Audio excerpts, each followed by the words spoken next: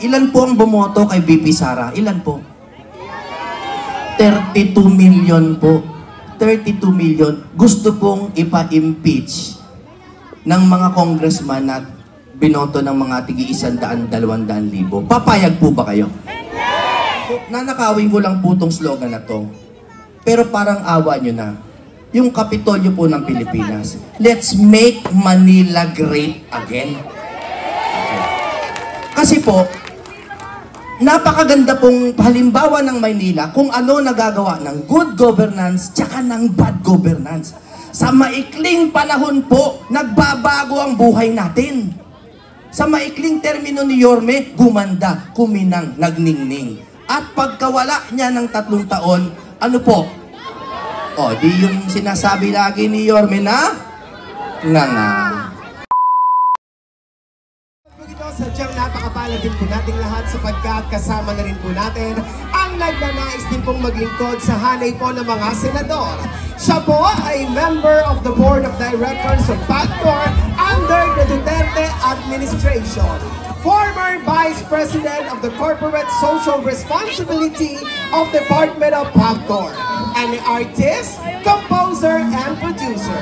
Graduated at Ateneo de Manila University and Juris Doctor from University of the East. Singer and composer of Let Me Be the One and I Believe. Mga kababayan, isigaw po natin ang numero G sa hanay po ng mga senador, Senador Attorney Jimmy Bondok!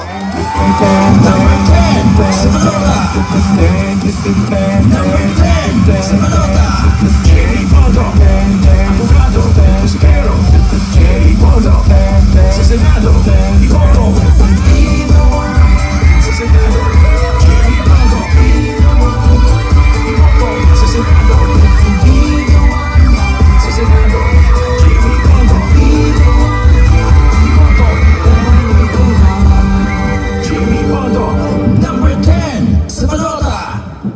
Magandang gabi po! Ako po si Attorney Jimmy Bondok. Alam ko po, mas naaalala nyo ako bilang singer. Kaya mamili na po kayo. Ano pa, gusto nyo bang mag-speech ako o kantahan ko na lang kayo? Kita nyo na, kaya ako hindi mananalo eh. Pwede bang magsalita akong konti lang? Ha? Para makilala nyo naman plataforma ko. Pero, pakinggan nyo naman tong kanta na ginawa ko para kay Tatay Digong. Okay lang? Salamat po!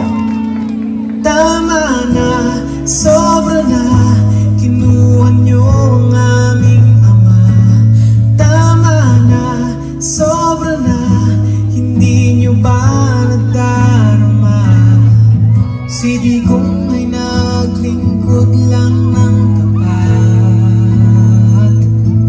Si Tatay lang ang nagmahal sa aming lahat. Ibalik niyo si Tatay Digong, walang salang ikinulong, palayain niyo na ngayon.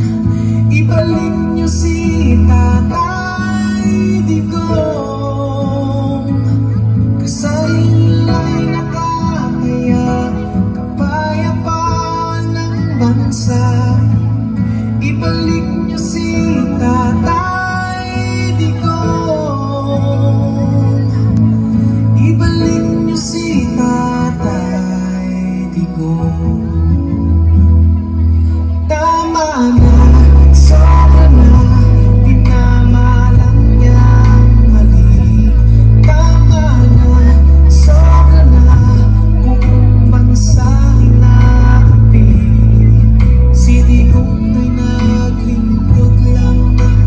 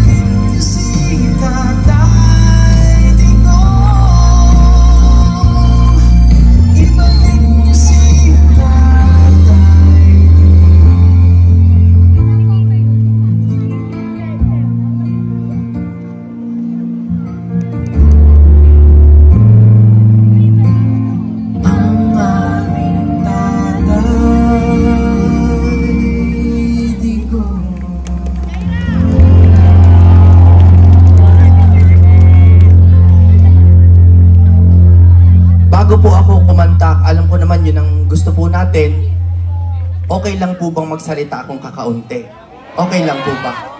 Una sa lahat, gusto ko pong magpasalamat kay Yorme Isko, na isa pong talagang dapat lang na alkalde ng Manila. Dapat lang. At si Vice Mayor Chi Atienza, pasalamat ako sa kanyang pagkakaibigan. Kagabi kami buong nagkakilala. At ang ating pong congressman na si Carlo Lopez, susuportahan niyo po ba ang lahat ng Yorme's Choice? Maraming salamat po. 3 bagay lang po, bibilisan ko lang kasi ang haba na nung kantay. Okay lang ba? Minsan, masisigaw ako sa galit. Okay lang ba? Minsan lang naman. Okay lang? Number 1 po, narinig nyo naman po sa mga hearing na napakaganda na hinold po nila Senator Aimee. Hindi tayo saklaw ng ICC. Napakalinaw po. Ang bayan po natin ay isang sovereign nation, may kasarinlan. Kung hindi po tayo nagkakasundo sa mga ginawa ni Tatay Digong, dito tayo magtuos sa Pilipinas. Malinaw naman po, ano po? Number 2 po, mabilis lang talaga. Number 2, ilan po ang bumoto kay BP Sara? Ilan po? 32 million po. 32 million. Gusto pong ipa-impeach ng mga congressman na binoto ng mga tigi 100,000-200,000. Papayag po ba kayo? Baka sakali po dumaan dito si BP, paramdam niyo po yung inyong suporta sa kanya. Tama po ba? Paano po ba mag-impeachment? Nanggagaling po yan sa lower house, hindi po ba? Umaakyat sa Senado. Pagdating sa Senado, 2/3. Bumoto, 16 out of 24. Tama? Eh di tanggal si Ma'am Sara pag 16 bumoto. Pag pinasok niyo po ang mga katulad po namin, Yorme's Choice, ako po, sa PDP Laban, basta po humigit sa 8. 8+1. Wala na pong impeachment. Kaya lahat po ng kontra sa impeachment, iboto nyo po. Okay lang po ba? Okay. Pangatlo, huli na. Kasi kantang-kanta na rin ako, sa totoo lang. Pangatlo po, alam ko, nanakawin ko lang po itong slogan na to. Pero parang awa nyo na. Yung Kapitolyo po ng Pilipinas. Let's make Manila great again. Okay.